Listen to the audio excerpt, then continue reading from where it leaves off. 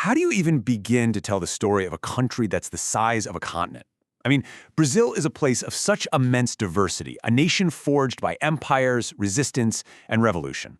Okay, let's just dive right in. This is a 5-minute journey through the key moments that really created the Brazil we know today.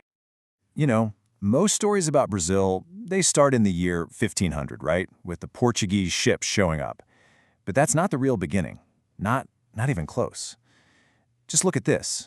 This is ancient rock art from Serra de Capivara, which has the largest concentration of prehistoric sites in all of the Americas. It tells a much older story. So it really makes you ask the question, when does the history of this land really begin? And to answer that, we've got to go back thousands and thousands of years, long before any European sail ever appeared on the horizon. And that brings us to our first act, before Brazil was Brazil. This was a land that was just teeming with ancient and incredibly diverse cultures.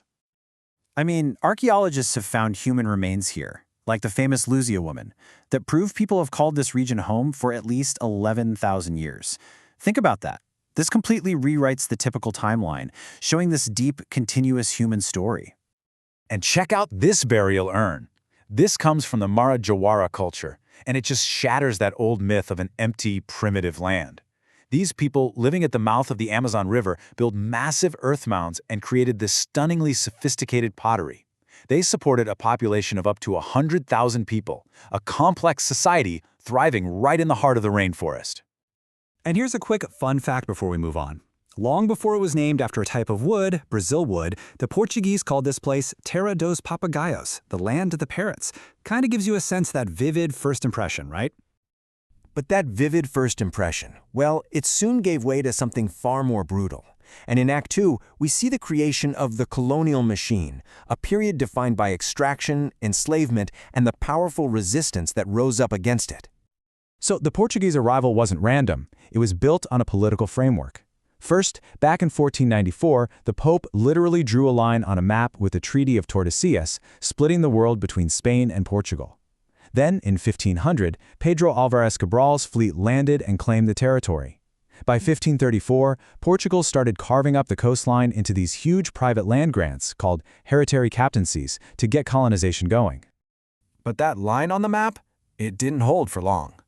Portuguese settlers, missionaries, and especially these adventurous explorers called bandeirantes, they just pushed relentlessly west. This expansion, from just thin coastal strips into a vast nation, pushed Brazil's borders way deep into the continent. And what fueled this expansion? Two massive economic booms. First, you had the Sugar Age up in the northeast, built on enormous plantations. Then, in the 18th century, it was a huge gold rush in Minas Gerais that shifted the colony's economic heart to the south. But as you can see here, and this is brutally clear, both of these cycles, they shared the exact same foundation: the forced labor of millions of enslaved Africans. And this right here illustrates that horrific contrast perfectly. On one side, you've got the stunning colonial architecture of Ouro Preto, a city that was literally built with gold. And on the other, the unimaginable human suffering it took to get that gold out of the ground. This was the dual reality of colonial Brazil. But here's the thing. Wherever you find oppression, you will always find resistance. Enslaved Africans developed these incredible forms of cultural survival, like capoeira. It's this powerful, effective martial art, cleverly disguised as a dance, a tool for both cultural expression and, when needed, self-defense. And resistance also took the form of organized, armed struggle. And no one embodies this more than the legendary Zumbi dos Palmares. This quote captures his entire philosophy. Freedom for just a few wasn't enough. It had to be freedom for everyone. Zumbi was the leader of Palmares, a republic founded by escaped slaves that survived for decades and had a population of over 30,000 people. This wasn't just a hideout, it was a beacon of freedom. And even though he was eventually betrayed and killed, Zumbi is now recognized as a national hero, a powerful, enduring symbol in the fight for liberation. So this brings us to Act 3. And this is maybe the most bizarre part of Brazil's story, how it became an empire. Almost by accident. This is the moment when a colony suddenly became the center of global power.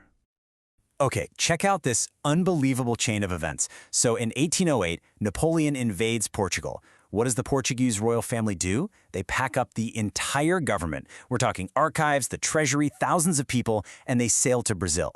So for the next 13 years, Rio de Janeiro wasn't just some colonial capital, it was the capital of the entire Portuguese empire. Just wild.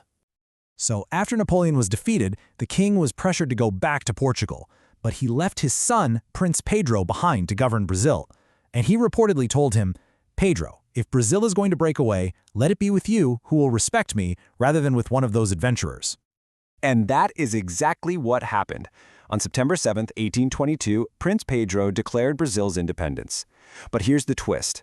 Unlike its neighbors, which all became republics, Brazil started its independent life as a monarchy, the Empire of Brazil, with Pedro as its very first emperor. All right, let's get to our final act: coffee, coups, and republics. This is the turbulent, often chaotic story of how modern Brazil was born. After sugar and after gold, coffee became the new economic engine, and this created an immensely powerful new class of plantation owners, especially around São Paulo.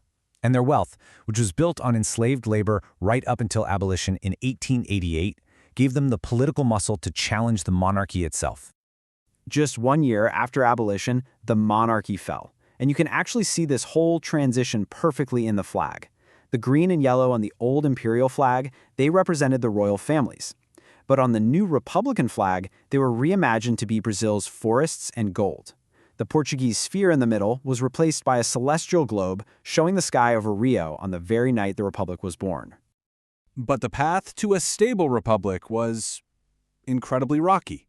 For almost 100 years after the monarchy fell, Brazil was just defined by political instability.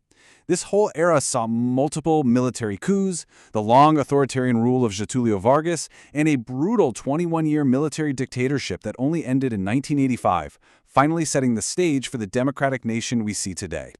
And this entire history of the original indigenous peoples, European colonizers, enslaved Africans, and all the immigrants who came later, it's written right into the population itself. This demographic snapshot really reflects that complex legacy, creating a nation that's defined by its incredible ethnic and cultural mix. So we end right back where we started, with a question. When you look at this immense journey of peoples, from the ancient Marajoara to the Portuguese court to the millions brought in chains, how does this long, often brutal history of migration, conflict, and blending continue to shape the vibrant and complex Brazil we see in the world today?